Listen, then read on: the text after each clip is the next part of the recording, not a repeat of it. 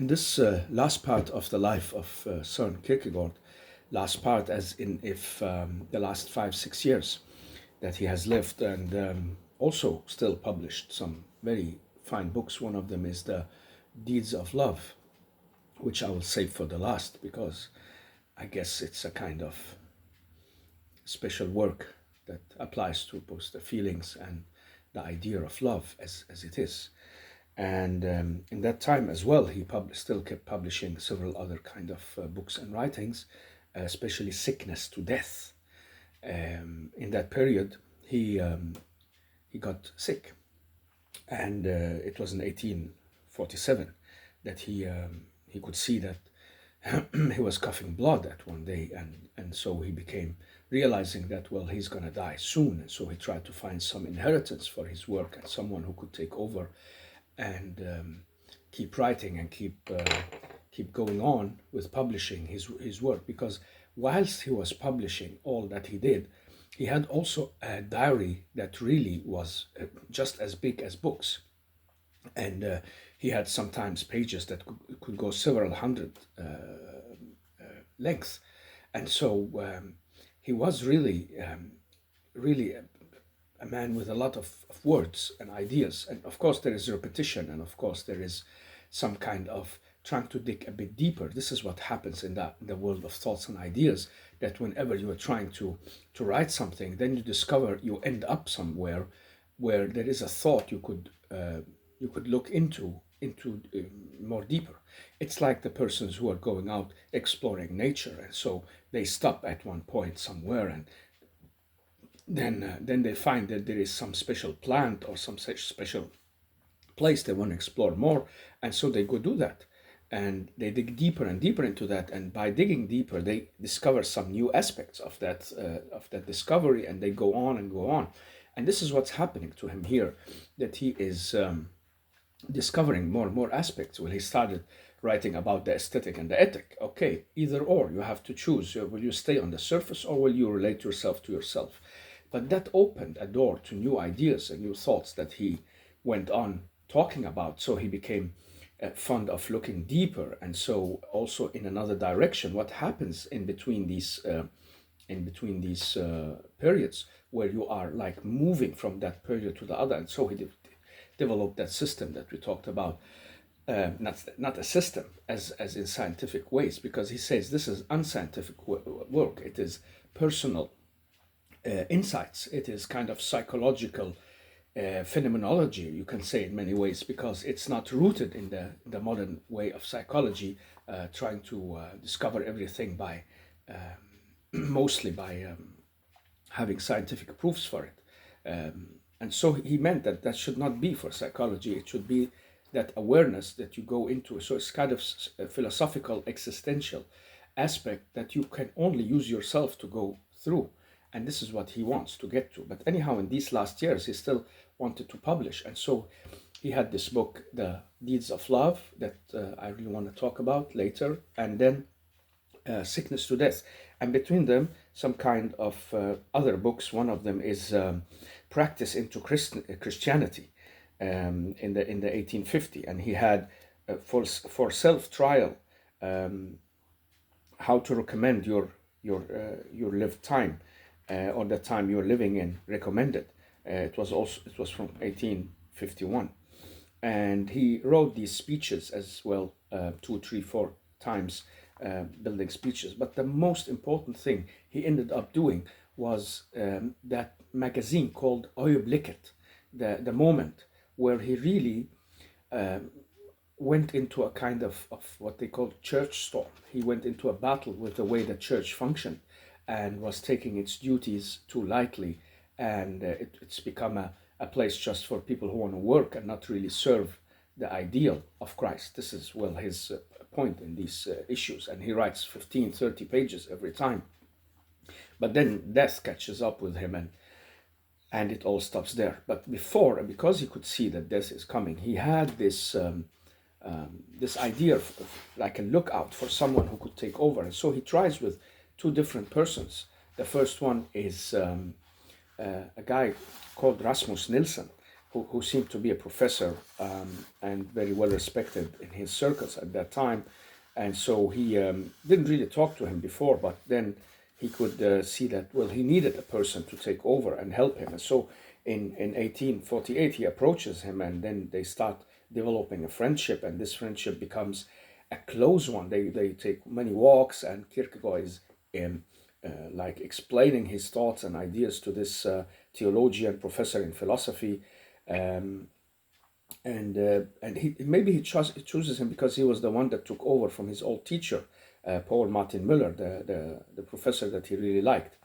And so in the first few years it went all right. It seemed like a friendship that's going to grow, and he's going to become the trustee of Soren Kierkegaard. He's going to be the person who takes over. But then a year and a half after or so, this Rasmus Nielsen, didn't really stay on the line of Soren Kierkegaard, and he did not. He in a way he broke his confidence in some certain ways, and so he wrote a little writing called "Believe in the Evangelical Belief and the Modern Consciousness," which he published in 1849, and he used some ideas from Soren Kierkegaard there that he could see was kind of plagiatory. It was a kind of taking some thoughts that was not his own, and also referring to some confident conversations between him and Kierkegaard. And what made things very worse for Soren Kierkegaard was that he also used one of his high profiled voices in those stories and persons, Johannes Climacus, that guy that he used in several places. And so he could see that, well, that was it. That was an experiment that didn't last, and he wrote about it in his diary. It went like without any drama, but Kierkegaard was really taken in by it, and so used it as a dramatic experience in his writings and his diary. The second person he approached to try and make something go on in his thoughts, and that deep felt passion that he really wanted about the self and the human being in touch with itself under the what can you say, under the supervision of the church and the ideas of the Christ, who was the Savior, but also more than that, he was the sufferer. And so people should walk in his footsteps more deeper, and not just become part of an establishment that just repeats things after him, but just live it. The lived life in that way is the profound Christianity. And he tried to reach out to his old bishop, the priest J.P. Münster. He died in 1854, just before Kierkegaard. And he was polite to Kierkegaard and avoided discussions with him because he knew he was harsh and could have this sharp tongue in his way of speaking and his irony. And so he kept saying to him, well, come visit me again, dear friend. It's nice talking to you. And then he's like kind of not really engaging himself in what Kierkegaard wants him to. And so Kierkegaard gets this madness about it and gets angry that this bishop, well, he's not really listening. And so he starts this kind of realization in late November 1847, and he says, well, I had to wait for Bishop Münster one day, and he said that I'm busy, so I went again, and he seemed very, very cold to me, and maybe I thought it was because of my book, The Deeds of Love. Maybe I'm wrong. It's maybe something else. But, well, whatever is hurting me in the moment, that is what gives me life and pleasure. And I know I'm right, and I know it all the best because of his preaches.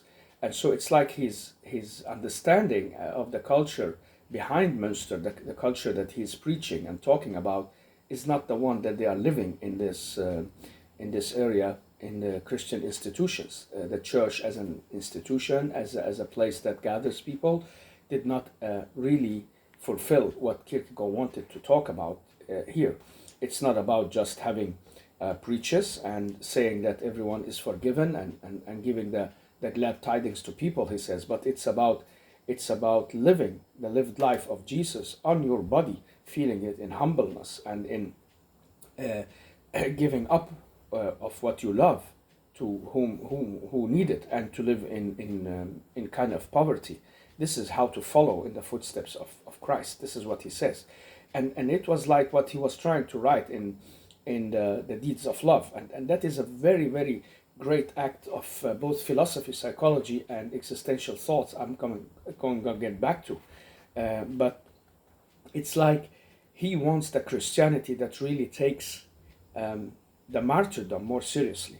But at the same time, well, he turns against the martyrdom, because he says to be a martyr is not the way of the true Christian spirit. It is being alive, but living in the footsteps of that great martyr for faith who gave himself up for it.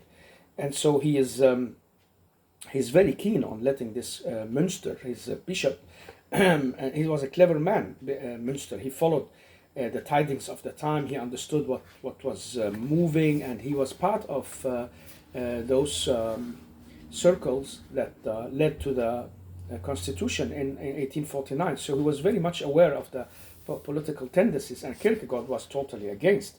And he couldn't understand how such a clever man like him, so intelligent and so aware, could so naively fall for that kind of public demand that there should be a constitution, that they should share the power with the king. There should be a democracy. This is against like how things could truly be upheld by having a king and having a church and having the basic society in its way that it was running. So in that way, Kierkegaard was not really fond of the democratic masses taking over. He could see that this would lead for nothing, because all his project has shown him that, well, most people are living on the surface, and then you have these people who are ethical. They are fine, but they do not never change anything. And then there are these people who are going into great depths, getting into the religious ideas and living it religiously.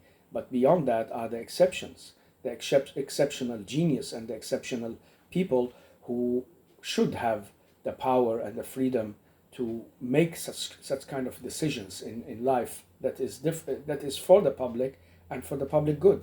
And so he could not understand how how this clever bishop would throw the ideas of Christianity and the king and the authorities in the hands of the masses that they should choose. But we know from that time that it was a pressure that was all over Europe, and movements had been working for decades. And even the manifesto of Marx and Engels was published. Karl Marx and his friend Friedrich Engels, they had this communistic manifesto. It was published in 1848 in Danish, in small circles at that time. So, and there was the liberal movement calling for more press freedom and calling for the king to give up some of his centralized power and to give the people a chance of having representatives and having a constitution that everybody adhered to. And so it was a big discussion, and some had even wanted the king to decide, and so they could turn the country into a kind of republic. But that didn't happen. I would say fortunately. Also some historians would say fortunately, because that made the stability. And so today, and looking back at how sick democracies are around the world and how they're not really functioning according to the ideal at all, we can see back and see through this criticism that both Kierkegaard, Grundtvig in the beginning, and several others with clever voices would say, well, it's the tidings and it's the times that's running that way, but maybe it's not the clever thing.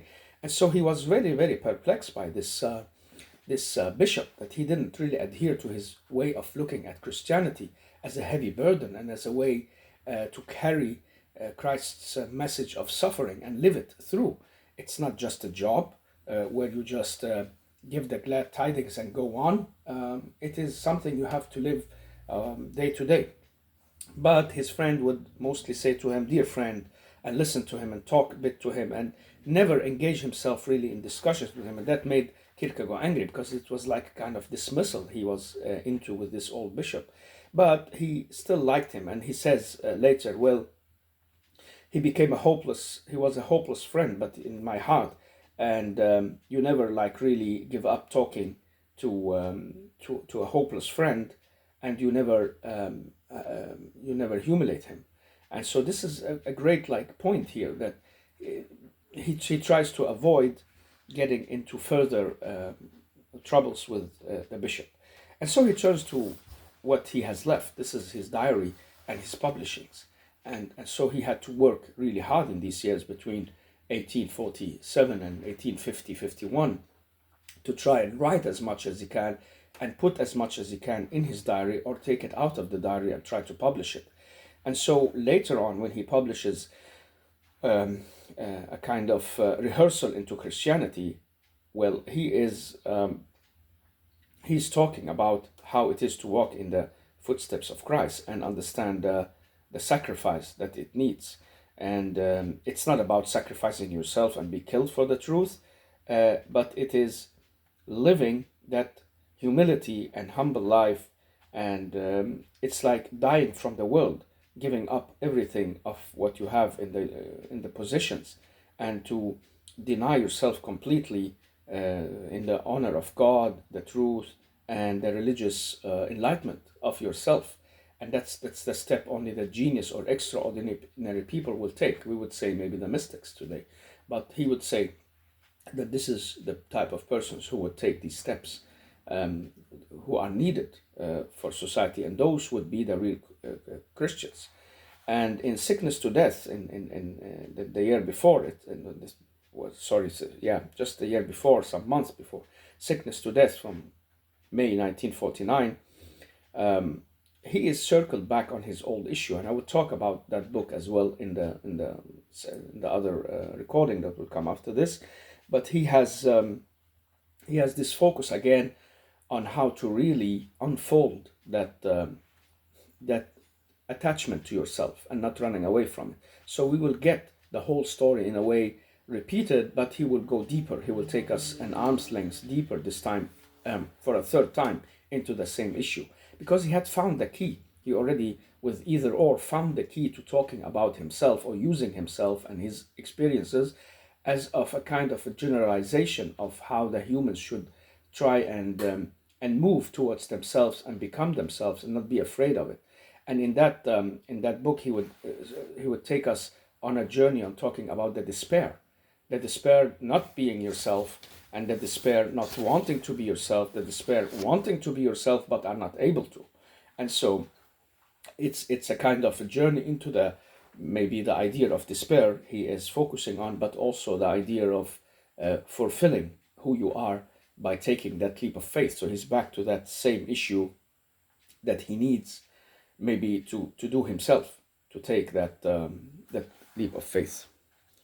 So in the summer of 1851, he's basically ending his writings, and he tried to write on that in his own diary, saying, well, about my writings or my writing activities. He talks how he was thinking and what it was about. It's like saying goodbye in a way. He could just feel the end is getting closer, but well, it was still ahead of him. He was in 1851, and he had 3.5 years to go on. And so he went back, he kept publishing between 47 and 51 these spirit upbuilding speeches that he wants to be speeches and not preaches, because the speech would give the listener a chance to relate, say yes or no, accept it or not, listen to the argument and see how it fits in his own development or ideas or thoughts. But the preach is like an authority telling you what's right and wrong from the beginning, and not really talking to you in a conversation. And this, he was very focused on writing in that way. Of course, he was under the roof of the Bible and the texts in it and the parables and whatever he could find of central issues to take a psychological look into. He used in these speeches. But well, he was in a way still trying to do something. And so in the end, in 1851, when he talks about for self-trial, recommendation for the time being, it's himself talking for maybe the first time here. But anyhow, he writes this small pamphlet in his own name, and he is really ready to go criticizing the official Christianity and saying, well, it is a lot of kind of easy-minded bubbling and kind of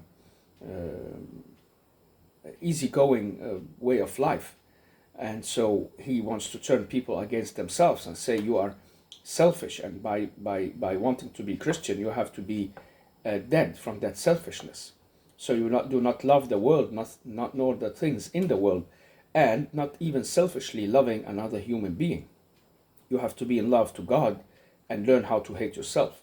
Only then you can talk about the love that is Christian. That's really going to a place where many people would stand off, because if he, with his own descriptions, are dealing with the aesthetics and dealing with people who are ethical, but well, not so much more. Okay, this is way far beyond maybe their limits and abilities, or maybe the way they think religion should be. But for him, it's going all the way in that makes you that special person. And maybe that's what he wants to talk about. And so he uses this parable about the lily on the field and the bird in the sky, saying they do not have any career, they do not speculate in words and ideas and how to use it to get to something. They are just under God's roof, and they are day by day, in the moment they are living in, moving around in deep trust that things will go well. And that's how it is to be compassionate in life and to give it up to the deep trust in God. This is the religious existence. This is the faith, he says.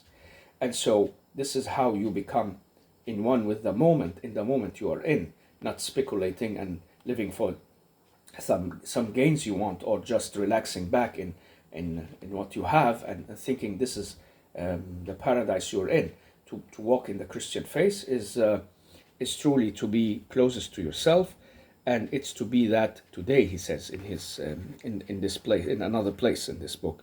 And he say to be today is in truth to be today, and in that way you are today closer to yourself by being today than looking at the unhappiness of tomorrow that isn't for you today. And so it's like staying most closest to the time you are in, the moment you are in. And this is the real now, and you have only this life that is lived in the real now, in this real time. You cannot keep looking forward all the time and neither staying in the past. This won't be you, and you won't be closest to living the life as you should, like that lily on the field and the bird in the skies. And so it's about like realizing that the only thing that makes you live is the moment you are in, and not the fear that is coming, or the unhappiness that has been. Well, in this period he's working a lot, even though he had already said that, well, it's all over. And he had a big book about this guy Adler, who was seeking visions and so on. I talked about him earlier, and he was also talking about this Rasmus Nielsen, and he was talking about the bishop, and now he was really getting ready to criticize Christianity for not being all that Christian. And all happened back in 1847-48, actually, in the Easter time. Like now, I'm close to the Easter time again. It's just days away, 2025. But he says that, well, it's like something happened to me. I got like a shock of happiness suddenly. My whole nature changed, and my bending over myself and me hiding myself and bending over myself has been broken. I have to speak. Thank God for his mercy. Thank the big God for his mercy for that. But then a few days later he say, no, I am back to that enclosedness. It's like a kind of depression, we can say with our words today. And he say, I'm not ready for that now. I cannot relieve it. I cannot get it out of my mind that that I am more and more just stuck in it in some way. And so it's like he's both really realizing that the depression growing deeper, and he cannot really get that happiness and joy and excitement out of writing anymore. And he realizes, well, he's about 35, but he's already coughing and spitting blood, and he could see, well, maybe tuberculosis is in the corner, or some other kind of disease that will bring me to my end. And so, well, what can he do? And the only thing he does is to pull himself together and say, I have to speak. I speak very loudly and speak about the lack of a Christian way of living in my time. And for him, Christianity is religion. Like, if we people from other cultures look at this, or people who are atheists, they'll say, why is he so focused on? But it's because this is the deeper layer for him in getting through to the real way of life. And so he's like kind of mix in that period of wanting to bring forward this deep religious feeling. And he says it somewhere that, well, this is the only thing that really matters, is going into depth, finding yourself and living with it. And so he says somewhere that that our self is not that lonely and bypassing existence. It is a kind of ground that is put in every human being by God. And to understand this, he said that the self must believe and give itself the duty to relate to itself and keep doing so face to face with God. So you have to relate to what's put inside you of ground that really is you, inside you, and at the same time keep looking at the face of God. And in that way you will find all these balances, and you'll be able to apply both your surface existence, the ethical existence, the religious existence in a higher way. And so he is very focused on this issue as well. But at the same time, he turns a lot of attention to what's going on in this self. And this is his, like what we call modern psychological breakthrough, because the religious ideas are already known, and he's okay, but he's repeating what the monks from the Middle Ages would have said in the view of the modern world. In my personal view, he's not repeating, but he's actually trying to revive that sense of connectivity between the deep religious way of life and that modern way of looking at yourself and the way you're living your life.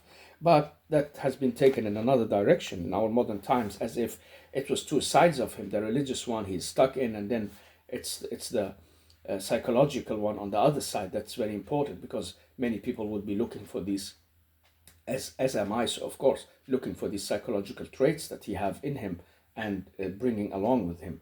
And so he turns now looking at this despair that happens in the self when you want to wake up, as we go back and remember. And that's in his book, Sickness to Death. Well, you are in despair, not being aware about yourself, and despair not wanting to be yourself, and despair that you want to be yourself, not able to.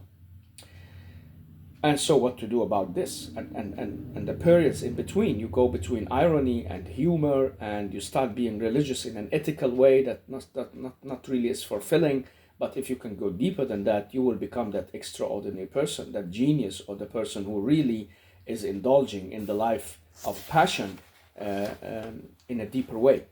And we can see here that he's opening up for some kind of a lot of processes that's going on inside us.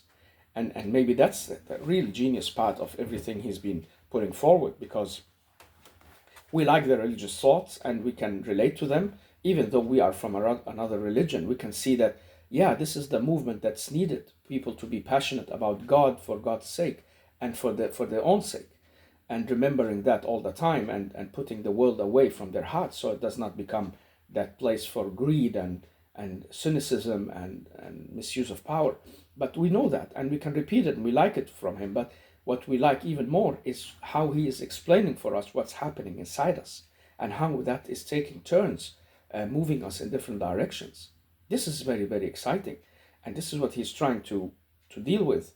And so when we put all the picture together, we can see that, well, yeah, first you're living on the surface, indulging in sensuality, that seems nice, you seems fulfilled, but then a crisis hit, there is something wrong.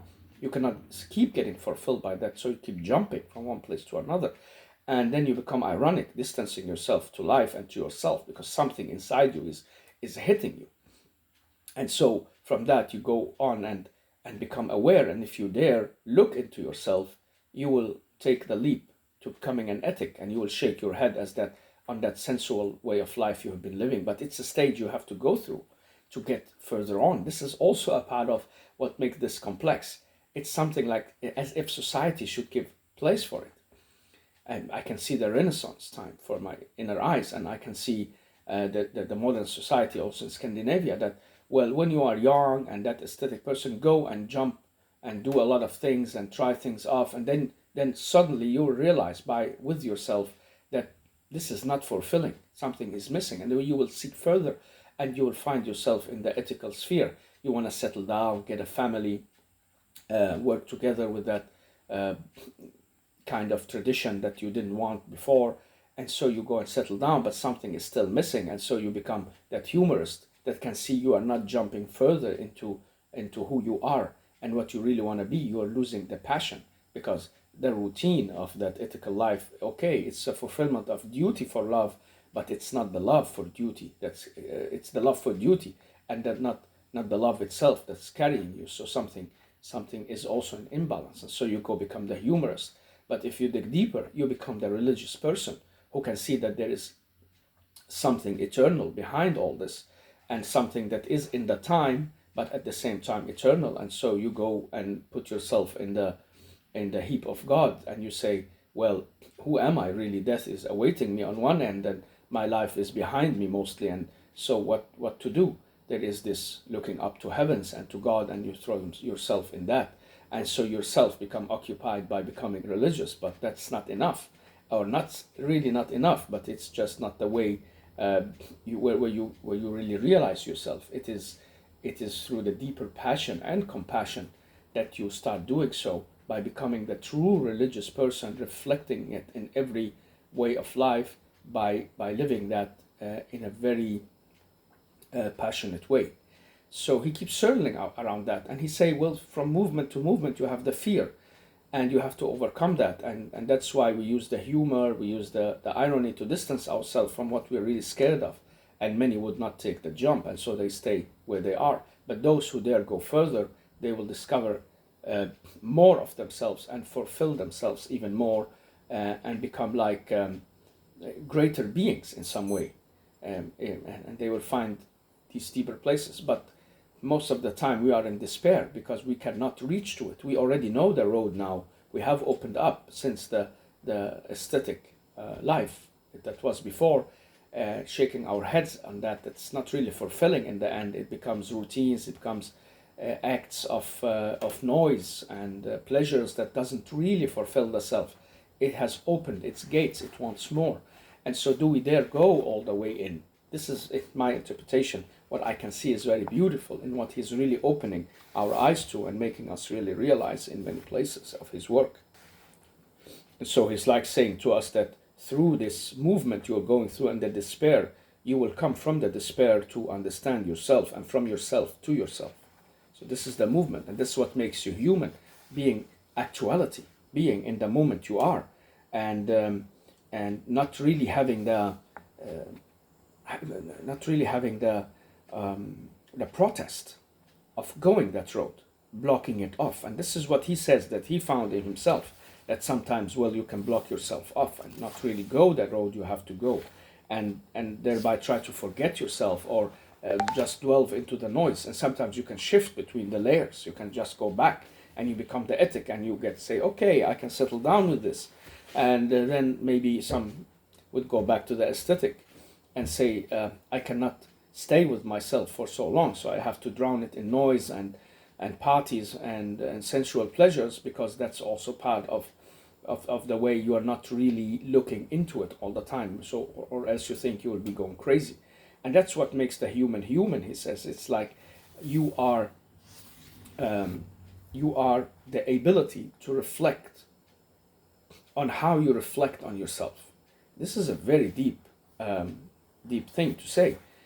You are the ability to reflect on how you reflect on yourself. And this is what makes us aware of the self. It's not that the self exists. It could exist forever without we knowing about it, but it's because we are able to reflect on it, to see how it's working, and how it reacts when we do anything, and how it is with us and how we are with it, that we are aware of it. So there's a reflection.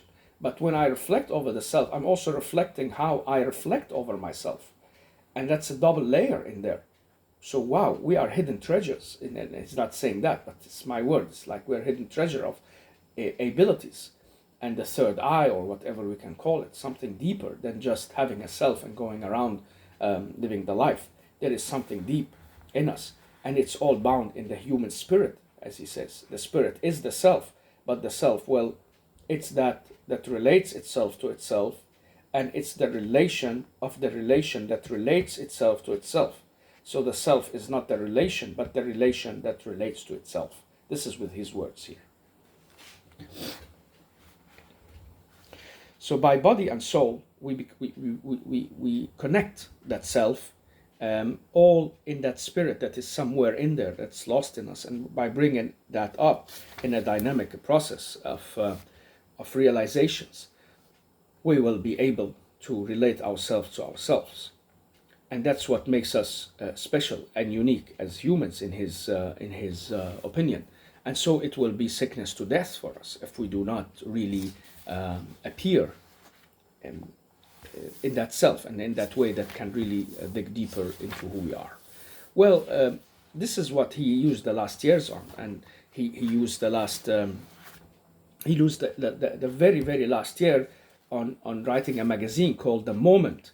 And The Moment was actually a lot of writings from that individual person that he says, well, you cannot be part of the crowd if you are yourself totally. You cannot indulge yourself totally in that. And that's also seen as an extreme measure of going into extreme individuality. And so he's not really maybe sharp enough on that, or maybe putting the balances together. And so he started this, The Moment, to criticize the church as it is functioning in itself. And he calls it the witness of truth. And that's because when the Bishop Münster, he died, that bishop he liked from his youth and was listening to and then tried to appeal to, and only told him, my friend, come visit me again sometime. Well, he was in a way like another father for him that got lost. And he could not really realize himself in relating to. And when he died, the Bishop Martinson, another big figure in the church at that time, he held a speech where he talked about him as a witness of truth and as the father of the church, who had really taken upon him a lot of praisings that Kierkegaard really didn't like, and so was too much for that priest who was good enough and very fine in his Christian ways and so on, but not really a witness of truth at all. And he was not the knight of the faith who is coming to really bring Christianity's passion back to the people and to life. And so he started criticizing that in December 1854, and then in January and February he started this deeper criticism, and he kept going on talking about this. And this was called the church storm that he started. And it's about two things basically: that the official Christianity, as the church is dealing with it and speaking it to the people, has not much to do with the New Testament as its core philosophy. This is not the true Testament, the New Testament that we have. And the second thing is that if we did not realize this openly and talked about it, well, we will be losing Christianity, and maybe it is already lost, because the church is not really talking about this, saying, well, we have chosen a more simpler view of Christianity, or we're making it easier for people. They are not even realizing that this way they are explaining what Christianity is, just a message of hope and compassion and help for others, and like forgiveness. He says this is not the whole story at all. And so what he wants, he says, I want to be truly honest to what it is I'm carrying, and this is a way of letting my religion behind. It's a kind of letting it down, because belief and Christianity will be reduced to a way of life, not something that is really true. in people's life. It's not true or false. It's not for or against. It is maybe somewhere with no importance. It's just a way of life, a kind of culture that people will put upon their way of thinking without really relating to what it is they are really carrying. What is the burning bush here? What is the thorns in the Christian faith? This is what he wanted to revive. And he got mostly angry because they did not respond to this. He wanted at least to have an open debate. He says, I want that we have an open talk about Christianity, that we can relate to what it is, and then we can at least realize that this is just a way of explaining Christianity and not the whole truth about Christianity. And so maybe we have to keep seeking. And so even that, they were so stiff in their reactions, that institution and the representative of it, that, well, they have already put their minds on a way of preaching and talking, explaining Christianity, and that's it. And so in that way, it stiffens. And that's what makes him really go all the way out, full-blown church storm in that magazine of his that only published maybe 9-10 articles, each of 15 pages or up to 30 pages here and there, a lot of repetition in it, and talk about the same issue that but they say that the same issue of criticizing the church and for not really taking Christianity seriously. But it is as the people who are like looking at this and experts in his life, they say it is really very sharp writings in the end. It's like he's given the best in the last. He's gathered himself so hard and a lot of energy in his language, in his comments, in his remarks, in his ironic and sometimes somehow sarcastic looking at things. He is indulging in a kind of creative use of language and words. And he uses, he's like becoming something of a public relation expert, using the strong titles like take a vomiter, so he writes under that a lot of words related to that. And we hear the church say you cannot live off nothing, and so the priest said, and so if so, Christianity is not really existing, and anyway they are living of it. So he's using every kind of ability he has to make this very sharp and very understandable. The difference between the theater and the church is in its essence that theater is at least honest and clear about what it is. The church, on the other hand, is a theater that in many ways is unclear and unhonest, trying to hide what it is. And so he goes on like that. He says it's a happiness, and he's making fun of it here, that the church has the theater on its side, because the theater is a kind of thief, a kind of witness of truth that is betraying the secret. What the theater is openly telling us is the church trying to hide for us. It's very hard words, but creative and deep and strong in many ways. So there is also a kind of language study in this and way of writing to be taken out of what he is also saying. No, it's not something that's of the imagination to understand what it is the bishop is seeking. He is, of course, seeking God's kingdom, and that's the one you should seek first. But no, that's not it what he's seeking. It is the living bread from the king he's seeking as a priest. Well, in another place he say, well, be a joke, and you will see all troubles disappear. And in the old days, people had to take all the troubles of the living of the Christian faith, and to hate yourself and die for yourself and the world in order to be alive in the other one.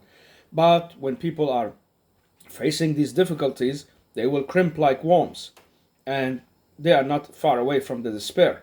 And so if you put away all these difficulties, just be a joke, and all the difficulties will disappear, and you can be as you are. Faking the deepest ground that God or Christianity has given to this life, to know yourself and to know the way that is right for you. And God's pleasure in all this. But be a joke and all this will disappear.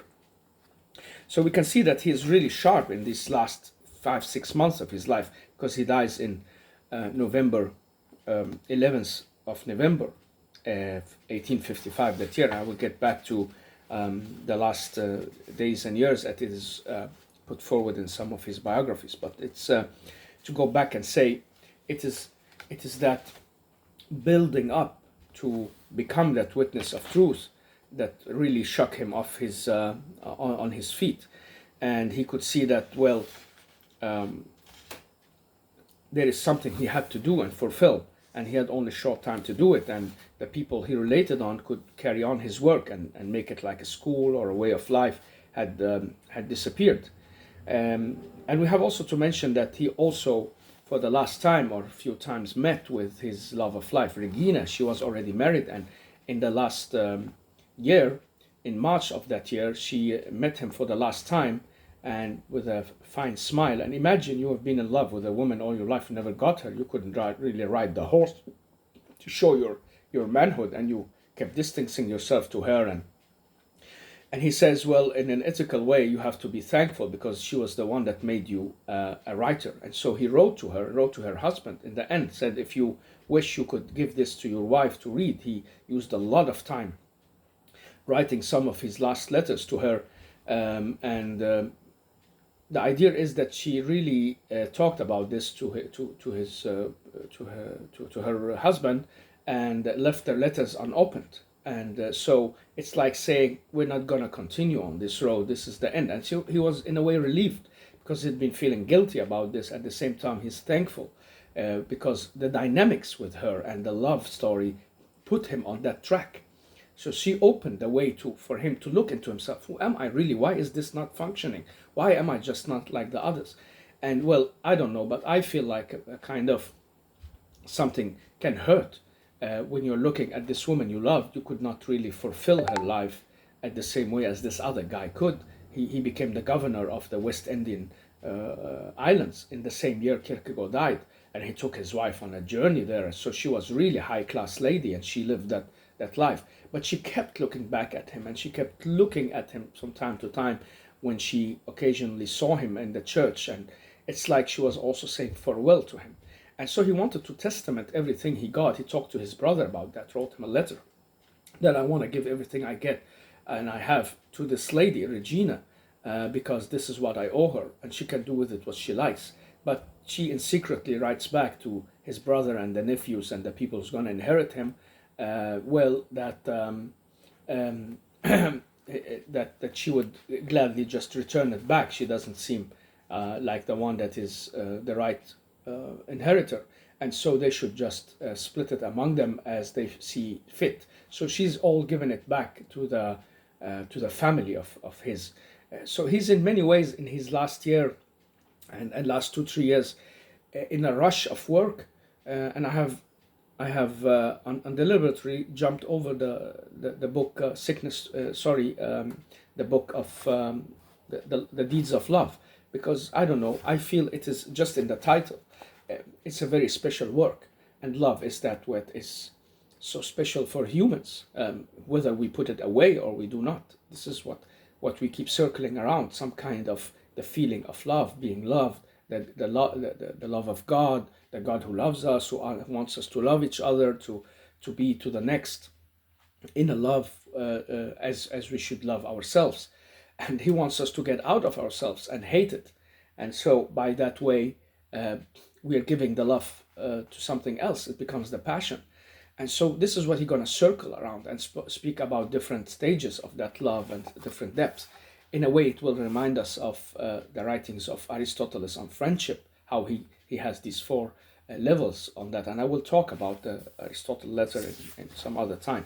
But well, he is in these last years wanting to work on the revival of Christianity that he always wanted to, and he see it going through the denial of the self and relating to the self at the same time. So it's all surrounded around some circle movements in understanding who you are, how you live, and go deeper into that, and thereby find your true calling, find that religious actuality is the thing of it.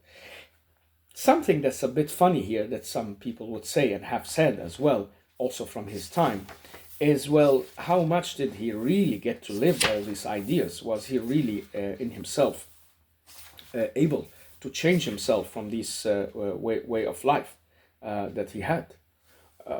And that's maybe what puts him in a little bit or a lot of troublesome light for some people from his time, because he was not really that great example that the new Francis Assisi, giving everything up and walking poor on the streets and sleeping under the light of the moon. He had enough, and he had it all his life, and he had enough for both pleasures and good meals and restaurants and travels and going in and out. And so was he maybe even fulfilling who he is truly, or was it just he was just warming up to take that leap of faith? And he's actually addressing that in some parts, saying that, well, I was maybe in a way, all this is a warming up for me to go and give myself up to a kind of life where I'm truly honest to this message that we are not really living it. And so maybe it was a shock for him as well, that all these years he's not really been living the kind of Christianity and the kind of religious passion that he really wants to, or is wanting people to. So there is also this side of it, and there is a funny story about this. There is a story by one priest who saw him. He was very much on the side of Grundtvig, so he was an opponent. So we don't know how much we can relate on his fairness in this telling, but it can tell us a bit, because this is also how people have been looking at him. He says that once and a lot of the time I met him in a restaurant, in a place to dine, and he was not without a lot of portions of real good meals and a big glass of bubbling wine. And so he has this guy who is against the official Christianity and wanting to die from the world, at least being able to use it on himself. He's asking this guy, and he shouted to me under this church storm that was going on that time, "Good day, Berkedal, you look good. Yeah, those who are persecuted are becoming fat." He means the people of the church that he's persecuting. And so he says, yeah, and those who are persecuting are becoming very, very narrow. And he could see that he was very narrow in his look. He said, despite his good living and all the pleasures he had in front of him and the good food, he was like just bone and skin in the end there. So it was like they were saying, you're not a kind of Francis of Assisi, you're not living what you're preaching, you're a philosopher who's explaining to everyone else how to do, but you're not really showing the way. And so he's not maybe even a Socrates, as some of his other biographers would say, that, well, he was a Socrates trying to burst this thing out people, but Socrates was also more practical going than he even was. So in a way, it's difficult to place him, and maybe he's just fine out of his time, put correct out of his time. And in the end, well, he had only his friend, that guy Emil Boasen, that stuck with him from the beginning and was very, very confidential. He could tell him anything, and this guy never opened his mouth with any of this. And he visited him several times in the church and asked him if he could pray in peace to God and say, yes, is there something you want me to say? Say, no, yeah, say hello to all the humans. I've liked them all, and tell them my life is a big, but for others unknown suffering, ununderstandable suffering. Everything looked like proud and indulgent, but it wasn't. I wasn't better than the others. As I have said that, I have never said anything else. So he was in a kind still like sharp in what he want to relate, and always relating to himself, and wants us to do so in the same way. And that's the most beautiful part of, I think, everything I've read about him, is that he is also on his deathbed relating to how he's not better than humans, and how he is just one of them, and how he is looking in how he seems to be. So this ability to reflect on the reflection, reflect on himself and the way of life he's been having, and how people are looking at him, and what is hidden and what is shown, it's very beautiful, and in a bigger and bigger honesty, because this is what he's been doing with his diaries and with his books, giving us portions and portions of insights in himself, and in greater and greater honesty. He is just looking very harshly and very strongly critical on himself, and who he is, and how he seems, and how others understand him, and how he understands himself, and the battle that's going on inside of us all. And so he has another word saying, well, life should be understood forwards, backwards. That means you live the life and then you look back and you understand it. But he says there is something you have to understand before that. They forget, these philosophers, he says. Yes, you have to understand life backwards, but you have to live it forwards first. So it's about really, by living the life, getting to that actuality, being the human you really are, relating to yourself, finding it under the way, and giving it up for the passion of God, and passion of the love that comes from the Spirit that you have in you. Big things and the great words. And he was, of course, buried later, and had the church was full. And he managed to see Regina one last time, and she actually said, before she traveled in March 17, she said to him, "May God bless you, and I hope it will go well for you." And that's not easy, because if you've been in love and that's all you wanted to get, and then you can see parts of yourself as taking you in another direction, you're not really happy. And you can see that girl in front of you getting happy with another man who is fulfilling her dreams in a way you couldn't. I don't know. It's not really easy. And the losses that he got, and the troubles also, digging so deep into yourself can also take out a lot of your energy, and really make you go mad, or make you go crazy, or just lose the sight of what you want and what you're doing. He was also aware of the tidings in his time. He followed the publications of the new women's emancipation by this Danish lady, Fibiger, who wants to write on the woman's abilities and position in society, and that should change. And he had his ideas on that, even though he supported the higher abilities of women. That was one of the first things he wrote. And we could see from his way he was treating Regina that he wasn't that chauvinistic type of person. He was not looking down at women. He was in a way very much keen to fulfill her dreams and be the poet in her life. But that didn't happen. And so when he gets to the end, and he dies, and he was buried from Fru Kirke on a Sunday, November 18.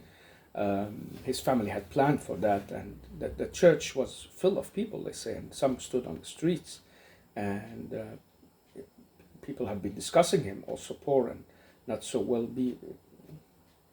having people who had never read his books or understood anything about this lonely fight with yourself.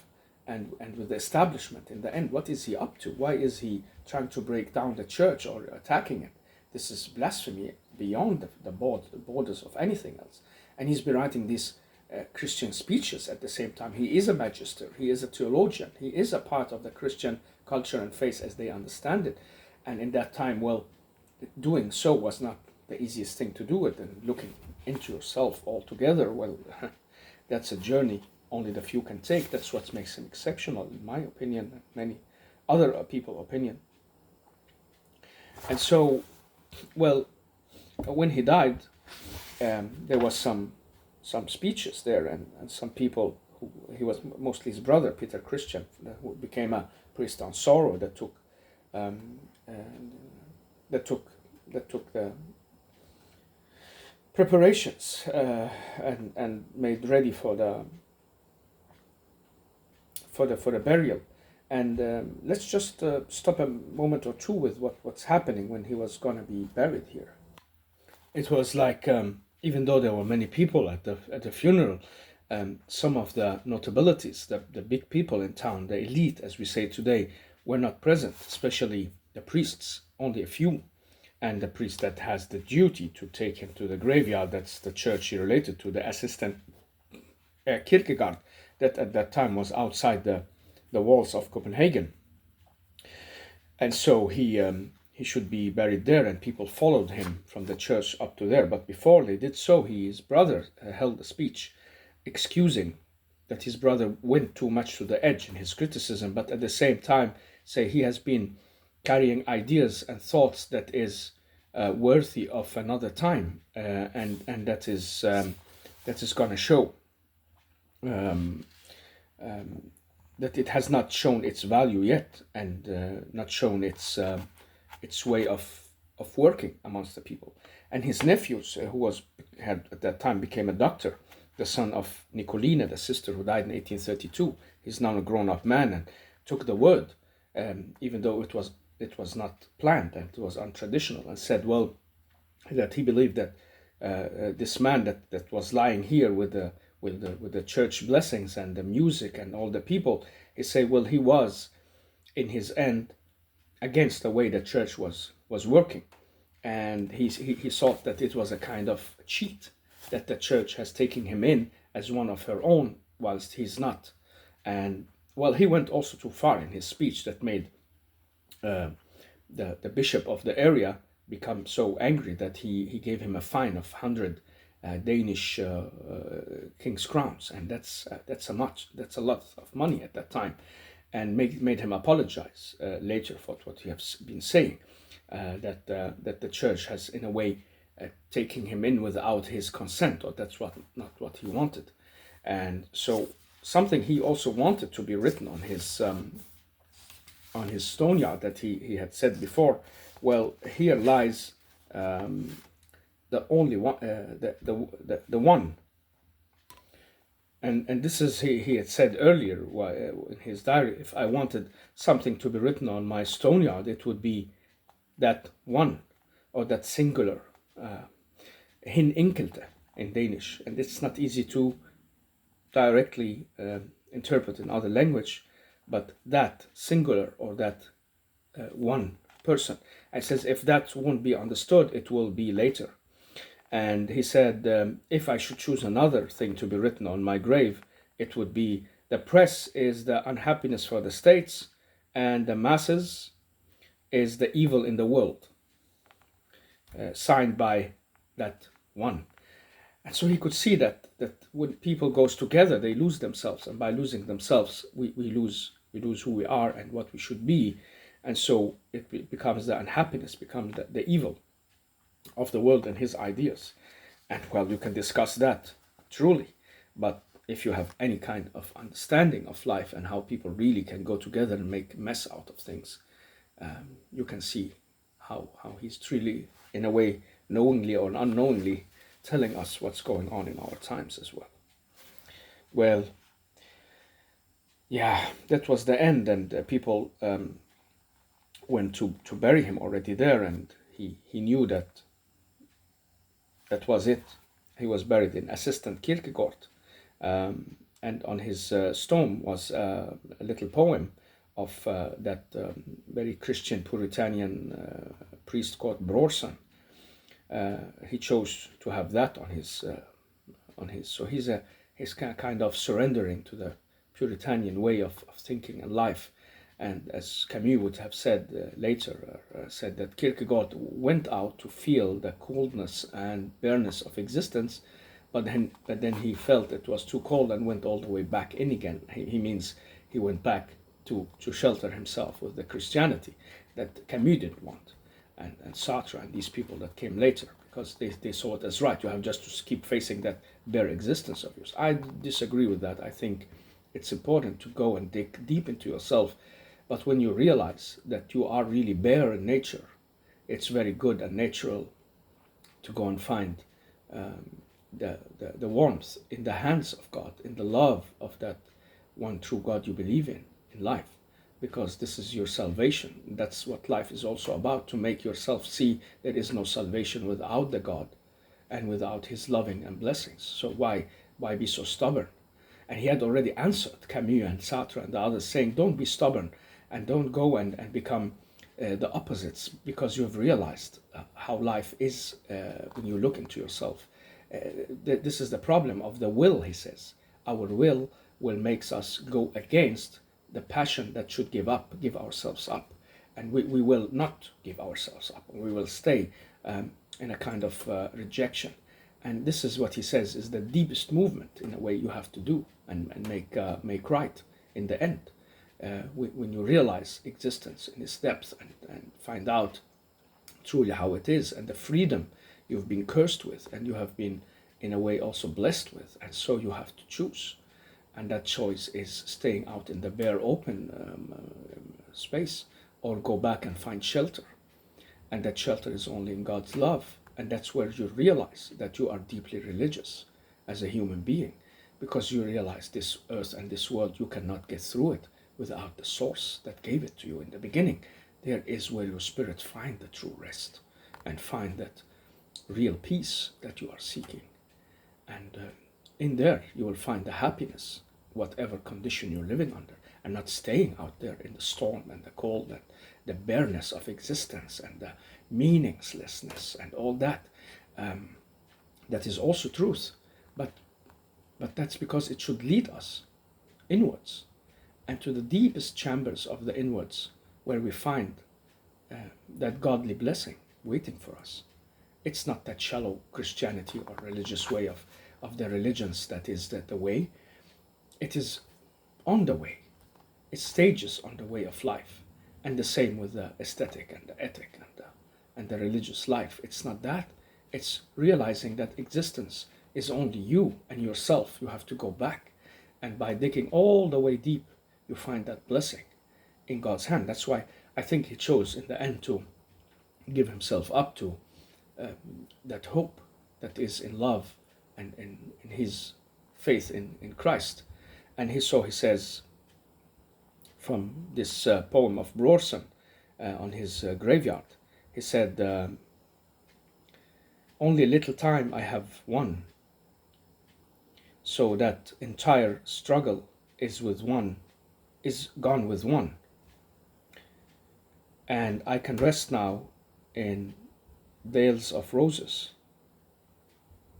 and unending hear my Jesus, like the Christ speaking. So this is what he chose in the end, and this is where he rested, and may he rest in peace. He's given us a great treasure, whether you are looking into these deep religious roads to get to somewhere like that, or you are looking on the psychological aspects of who we are, how we relate to ourselves. A great treasure that is left in this man's works. And I'm glad I've come through it and been able to go through all of this in a way, and of course making maybe mistakes in some of the explanations, and that's how it is. But I hope it can be of use for anybody, like it has been for me. I have saved the last this talk. Maybe I would talk about the deeds of love. I'll see how I put it in order later. So thanks a lot. Thanks to this altar and to life and